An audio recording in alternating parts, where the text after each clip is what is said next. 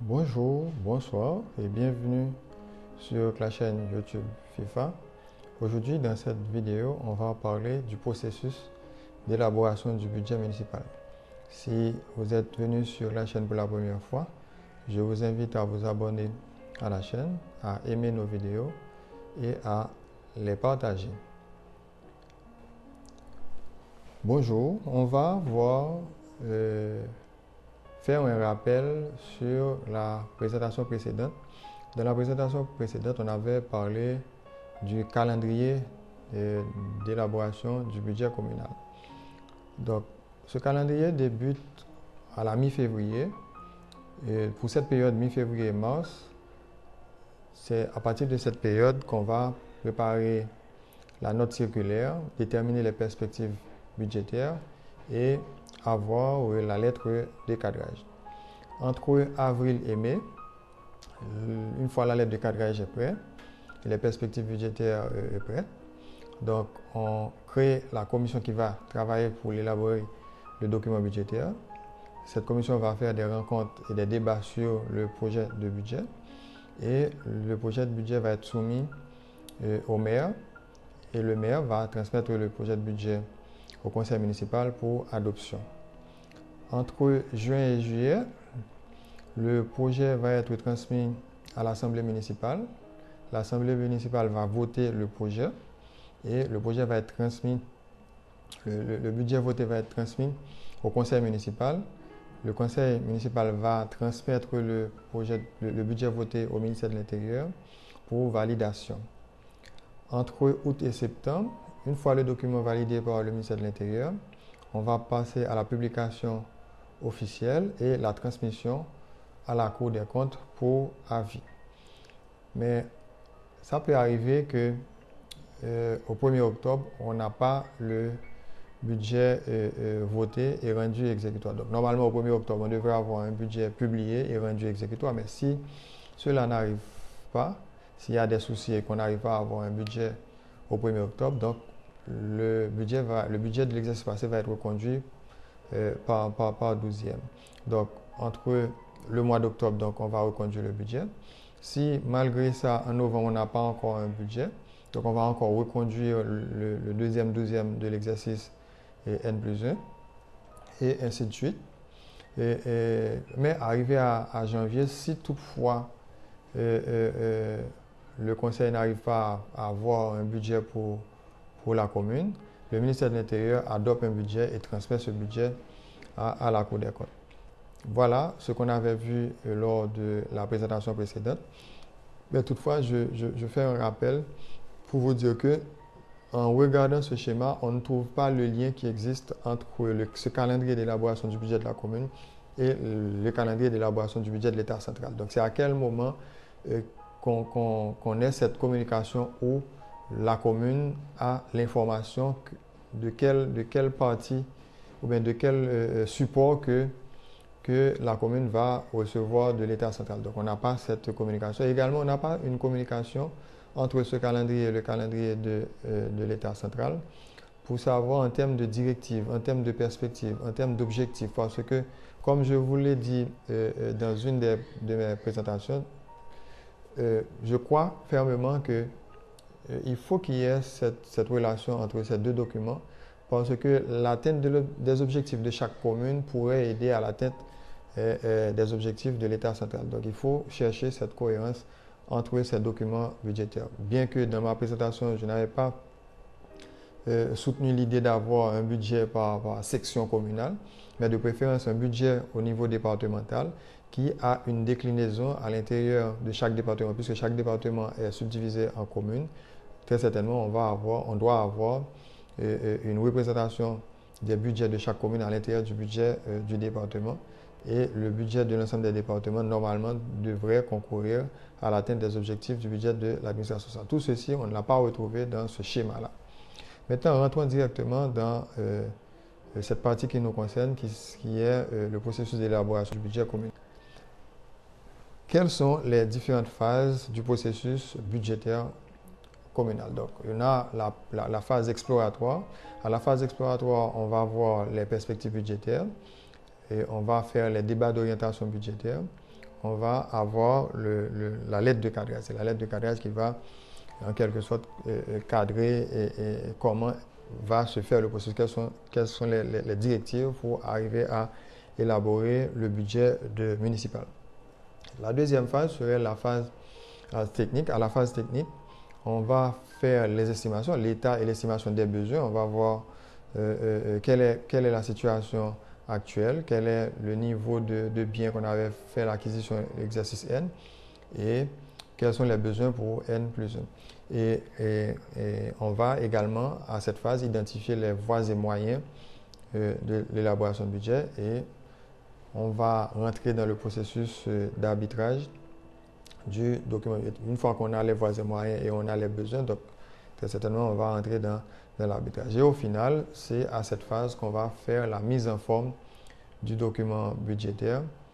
Et comme on l'avait vu déjà dans une vidéo précédente, le document budgétaire doit respecter certains principes qu'on avait présentés déjà dans l'une de nos vidéos.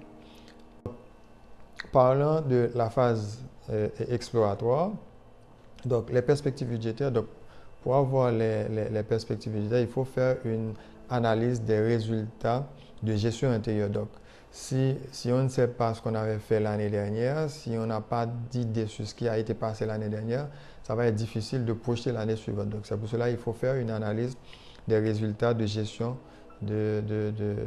antérieure. Et également, ce résultat de gestion-là prend en compte les difficultés qu'on a pu rencontrer lors de l'exercice passé, mais également, on doit faire une analyse financière, une analyse des finances, de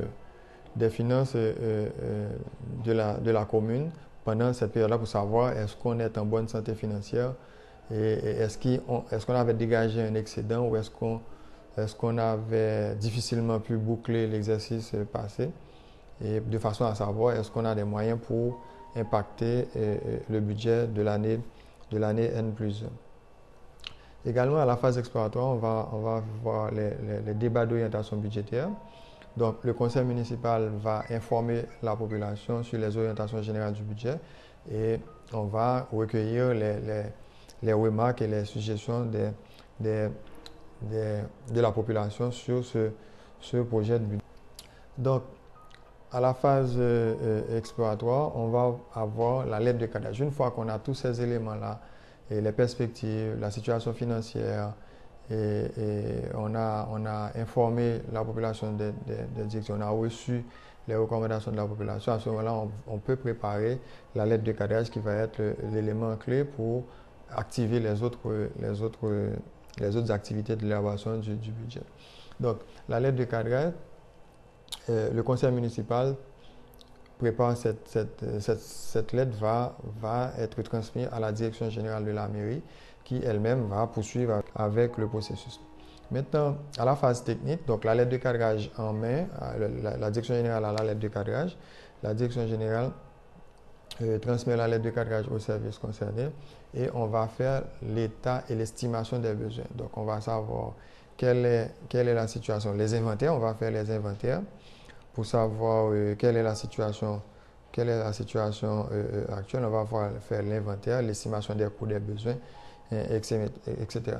Donc, une fois qu'on fait l'inventaire et l'estimation des coûts, des besoins, on va faire la programmation des nouveaux services. On va déterminer ce qu'on aura besoin pour l'exercice N plus 1. Donc, à la phase technique, donc une fois ces éléments identifiés, donc, on va passer techniquement à l'identification des voies et moyens. Donc, pour identifier les voies et moyens, c'est comme faire une projection, par exemple, déterminer le comportement des champs de perception pour l'exercice N et faire des projections pour l'exercice N plus 1. Donc, on va faire une évaluation de la fiscalité locale, mais il y a plusieurs méthodes pour faire ceci. Donc, il y a par exemple la méthode du système de l'antépénultième qui consiste à fonder les évaluations sur les résultats du dernier exercice avec des changements imposés uniquement par la révision des tarifs fiscaux, ou on peut utiliser le système de majoration simple qui augmente les résultats de l'exercice dernier dans une proportion correspondant à la plus-value probable la performance des recettes. Et au troisième lieu, on peut utiliser comme système le système d'évaluation directe qui se base sur la conjoncture économique, politique et sociale du pays, en d'autres termes, des facteurs susceptibles d'influencer sur le rendement des revenus. Pour moi-même, le dernier système serait plus apte à nous donner une projection fiable des ressources estimées pour l'exercice N+1 parce qu'on va directement sur l'exercice et on va faire des hypothèses sur les activités économiques. Donc vous imaginez présentement en Haïti, on a des crises liées, crise politique, crise carburant, insécurité, etc. Donc très certainement, ça va avoir une répercussion sur les entreprises qui fonctionnent dans les communes et ça va avoir une répercussion sur les recettes. Donc avoir une projection qui prend en compte ces aléas-là, à mon sens, cette projection-là est plus fiable que si on utilise les autres systèmes qu'on a mentionnés tout à l'heure. Donc également, il faut déjà savoir à l'avance les dotations et les fonds de concours qu'on peut recevoir sur l'exercice N+1. Donc on doit avoir une communication avec l'État central, avec d'autres bailleurs, très certainement, et cette communication ça ne doit pas être des promesses, mais des engagements. Et à ce moment-là, ces informations vont être inscrites dans le budget de la commune. Et également, on peut avoir les emprunts et dettes. On doit avoir une situation de notre dette et également savoir si on est en capacité d'emprunter, si on est en capacité de rembourser ce qu'on va emprunter pour l'exercice N+1. Voilà ce qu'il y a eu sur la phase technique. C'était très technique. Je ne rentre pas dans le détail, disons, pour faire des simulations avec des chiffres. Étant donné que je ne dispose pas encore les chiffres, j'aimerais bien, s'il y a quelqu'un sur le groupe, sur la chaîne qui dispose de ces informations-là, ça m'aiderait beaucoup à préparer une autre présentation de façon technique pour faire des simulations d'estimation des ressources, d'estimation des besoins pour une commune X en particulier. Donc ça aiderait également les abonnés à la chaîne à mieux comprendre ce que j'ai dit là théoriquement sur cette partie qui concerne l'élaboration du budget municipal. Donc, une fois qu'on a ces informations, on va rentrer dans le processus d'arbitrage. Le processus d'arbitrage, donc c'est cette phase où on va rencontrer les secteurs, on va rencontrer chaque acteur au niveau de la commune pour regarder avec, par exemple, au niveau de la mairie elle-même déjà, en termes de besoins, etc., pour voir si les besoins vont pour atteindre des objectifs, etc. Regarder si les projets qu'on veut faire, est-ce qu'on a les moyens, etc. Est-ce que c'est un projet qui est faisable? Donc à ce moment-là, le processus d'arbitrage est important pour pouvoir faire l'analyse des propositions. Et également, lors de l'arbitrage, il peut y avoir des contre-propositions. Donc une fois qu'on a ces éléments-là, on peut déjà déterminer le solde. Pour savoir, on a d'un côté les voies et moyens, on a les propositions. Donc, on peut regarder si on a une capacité de financement ou si on a un besoin de financement. Donc, c'est le rapprochement entre les rentrées entre les projections de rentrées et les projections de dépenses. À ce moment-là, ça va nous permettre de déterminer si sur l'exercice N+1, on va avoir une capacité ou un besoin de financement. Donc, à la phase technique, puisqu'on a déterminer le solde et on respecte tout ce qui est dit par rapport au principe d'élaboration du budget municipal. Donc à ce moment-là, on peut passer à la mise en forme du document. Donc la mise en forme, c'est préparer l'exposé des motifs et préparer le draft de l'arrêté sur le budget, et préparer le compte administratif, etc. Donc voilà en quelque sorte ce qu'on fait à la phase technique. Donc, comme vous le savez, toute documentation qui sort de la mairie, on doit l'inscrire dans le registre de délibération. Donc, à ce moment-là, une fois que le document est prêt à être transmis, donc à ce moment-là, on inscrit tout ça dans l'extrait du registre de délibération avec les documents. Donc, maintenant, comme on l'a vu, le cycle de préparation du budget passe par les perspectives budgétaires. Après les perspectives budgétaires, donc on passera au débat d'orientation budgétaire. Et ces débats vont donner lieu à la lettre de cadrage. Donc, on a recueilli suffisamment d'informations pour élaborer la lettre de cadrage. Et avec la lettre de cadrage en main, la direction générale va mobiliser son équipe pour faire les estimations des besoins. C'est très technique.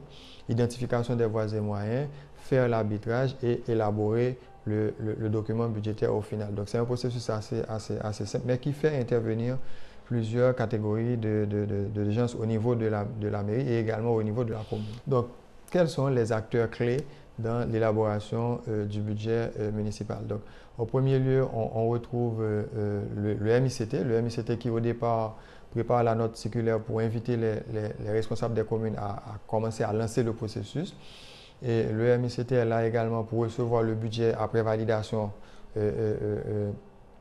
par le conseil, par l'Assemblée.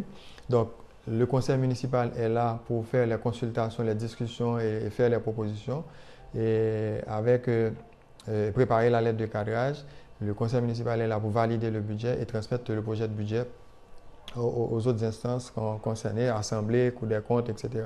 Donc, l'Assemblée municipale elle-même, à son niveau, lorsqu'elle va recevoir le budget, elle va passer au vote et va procéder à la transmission du document budgétaire au conseil municipal qui va transmettre le document budgétaire à la Cour des comptes. Mais il faut dire que le conseil municipal, une fois préparé les consultations, avoir la lettre de cadrage, va communiquer directement avec la direction générale qui va transmettre la lettre de cadrage et va mettre en place cette commission qui va travailler sur le budget. Une fois le document budgétaire est reçu, va transmettre le document budgétaire au conseil municipal. Donc la commission du budget va préparer et va recevoir toute la documentation de la direction générale, faire les arbitrages et préparer le projet de budget. Donc dans le cadre du processus, donc, on retrouve le ministère de l'Intérieur pour validation, la Cour des comptes qui va recevoir pour information le document budgétaire, le conseil municipal qui doit porte les directives, la direction générale qui va mettre en œuvre les directives du conseil municipal et la commission du budget qui va travailler pour préparer le document et les directions techniques qui vont faire les travaux techniques de projection, d'estimation, etc. Et au final, l'Assemblée municipale qui elle-même est là pour voter le document budgétaire. Donc, comprenez bien, c'est vrai que ces acteurs interviennent, mais également, dans toute municipalité, il est primordial que la municipalité ait une communication avec la population. Donc, c'est cette communication avec la population qui va faciliter que la population adhère au projet de la mairie et également contribue plus facilement aux activités de la mairie. J'ai par exemple, par le passé, je ne sais pas si on le fait toujours, mais par le passé, il y a on les appelait grandons, des gens qui ont de grands propriétaires terriens qui, lorsqu'il y a un projet intéressant, bien un projet qui leur tient à cœur, que la mairie veut mettre en œuvre, et certaines fois, ces gens-là peuvent mettre à la disposition de la mairie des terrains également. Des terrains. Donc ça arrive, c'est des fonds de concours, ça arrive que des citoyens de la ville décident d'accorder une portion de terre à la mairie pour réaliser telle ou telle activité. Donc voilà, mes chers amis, ce que je voulais voir avec vous sur le processus d'élaboration du budget. C'est vrai que c'est très théorique. Comme je vous ai dit, s'il y a quelqu'un sur le groupe qui a des modèles de budget des municipalités, qui a des données statistiques sur les municipalités, ça me ferait un grand plaisir de faire des simulations et faire une projection, une vidéo spécifiquement sur les techniques pour faire des projections de recettes et des projections de crédit au niveau des municipalités. Voilà, merci d'avoir été attentif à cette vidéo. Comme je vous l'ai dit, donc si vous avez de la documentation, des données statistiques sur les recettes et les dépenses des municipalités, je serai ravi de vous préparer une vidéo où je présenterai dans le détail comment on peut faire une projection pour les ressources et les dépenses d'une municipalité. Donc, on se donne rendez-vous à lundi prochain, 29 novembre, et dans une vidéo qui parlera du processus d'exécution du budget municipal. Donc, encore une fois, merci beaucoup et merci à mes abonnés. J'ai eu déjà une centaine d'abonnés, c'est une bonne chose. Donc, je vous invite à vous continuer à vous abonner à la chaîne, à inviter vos amis à aimer nos vidéos et à les partager au plus grand nombre. Merci beaucoup et à très bientôt.